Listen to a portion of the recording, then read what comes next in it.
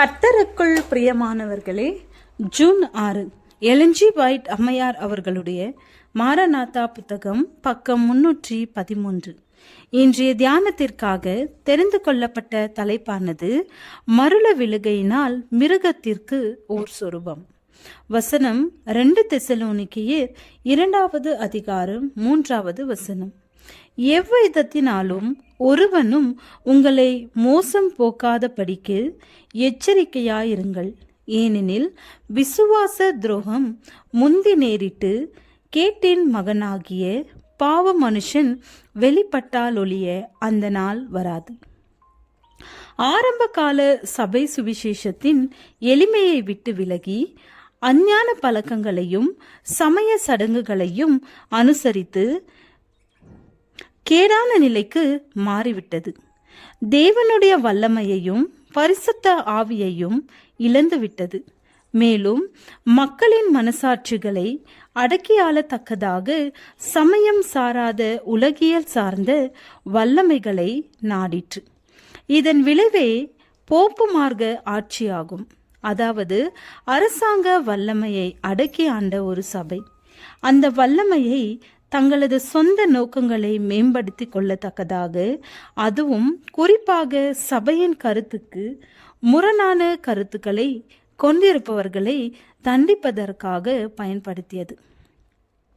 எப்பொழுதெல்லாம் உலகியல் சார்ந்த வல்லமையை சபை பெற்றுக்கொண்டதோ அப்பொழுதெல்லாம் தங்களது கொள்கைகளுக்கு மறுப்பு தெரிவித்தவர்களை தண்டிப்பதற்காக அந்த வல்லமையை பயன்படுத்தியது.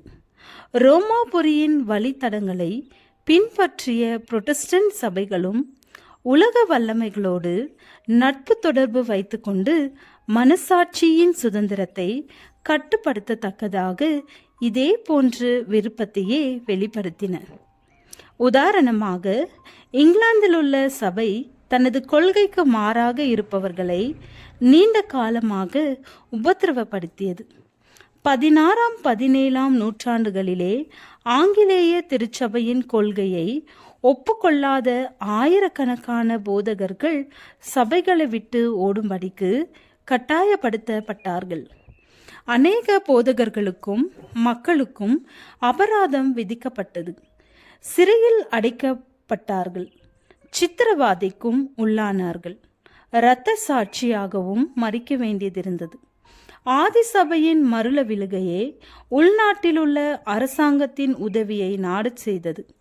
இந்த காரியம் போப்பின் அதிகாரத்தின் முன்னேற்றத்திற்கான வழியை ஆயத்தம் செய்தது.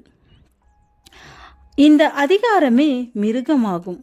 பவுலார் எவ்விதத்தினாலும் ஒருவனும் உங்களை மோசம் போக்காதபடிக்கு எச்சரிக்கையாயிருங்கள். ஏனெனில் விசுவாச துரோகம் முந்தி நேரிட்டு கேட்டின் மகனாகிய பாவ மனுஷன் வெளிப்பட்டாலொழிய அந்த நாள் வராது என்று கூறினார். எனவே சபையின் கொள்கை மீறுதல் மிருகத்திற்கு ஒரு சொரூபத்தை உண்டாக்க வழியை ஆயத்தம் செய்யும்.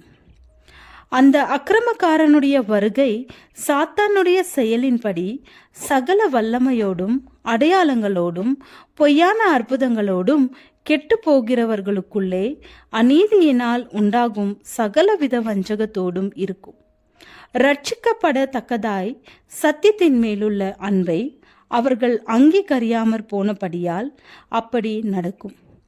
இவ்வாறு சாத்தான் அனைத்து வல்லமையோடும் கிரியை செய்வான்.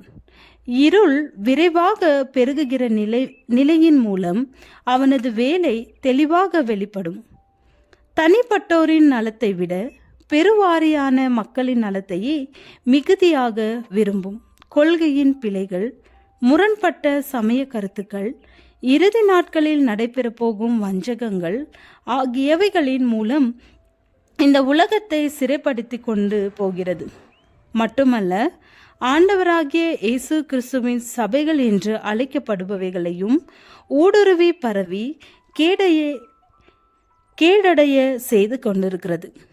இந்த மாபெரும் மருள விழுகை இருளாக மாறி நள்ளிரவின் காரிருளை போலாகும். தேவனுடைய மக்களுக்கு சத்தியத்தின் நிமித்தம் அது ஒரு சோதனையின் இரவாகவும் அழுகையின் இரவாகவும் உபத்திரவத்தின் இரவாகவும் இருக்கும். ஆனால் அந்த இரவின் இருளிலிருந்து தேவனுடைய வெளிச்சம் பிரகாசிக்கும். ஜெபம். ஆண்டவரே, எங்களுக்கும் ஜெபிக்கிற வரத்தையும் வாஞ்சையும் தந்து வழி நடத்தும் ஐயா. ஆமேன்.